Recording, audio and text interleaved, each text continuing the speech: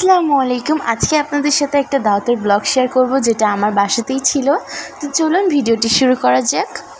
প্রথমে এখানে প্লেটে নিয়েছিলাম ঝরঝরে সাদা পোলাও, আর এর সাথে নিয়েছিলাম গোল গোল করে কাটা শসা, আর এখানে নিয়েছিলাম কাবাব, আর সাথে ছিল ডিম সেদ্ধ, যেটা ভাজা হয়। পোলাওয়ের সাথে এটা খেতে দুর্দান্ত লাগে, আর আমার তো পোলাওয়ের সাথে এরকম ডিম ভাজা আর কাবাব তো লাগবেই শুরুতে খাওয়ার জন্য। আর এই ডিমের কুসুমের সাথে কাবাবটা জাস্ট খেতে দারুণ লাগছিল। এরপরেই নিয়েছিলাম লাল লাল ঝাল করে মুরগি ভুনা করেছিল আম্মু। আর আমার তো বিফের থেকে চিকেনটা সব থেকে বেশি ভালো লাগে। আর চিকেনের লেগ পিস তো আমার আর আমার আপুর খুবই প্রিয়, বাসায় রান্না হলে আমরা খাবই।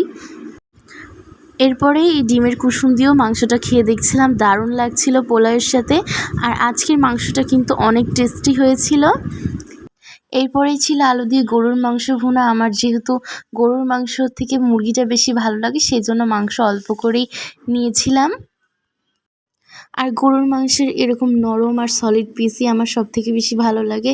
হাড় বা চর্বিযুক্ত পিস আমি খাই না বলতে গেলে। আর এই সব কিছু খাওয়া শেষে ছিল মিষ্টি দই। আর আমি প্রত্যেকবারই যখন দই আনা হয় বাসায়, খাবার খাওয়া শেষে সেটা খাই না, পরে কোনো সময় দইটা খাই, তাই ক্লিপটা নিতে ভুলে গিয়েছিলাম। তো সবাই ভালো থেকো, সুস্থ থেকো, আল্লাহ হাফেজ। Thanks for watching.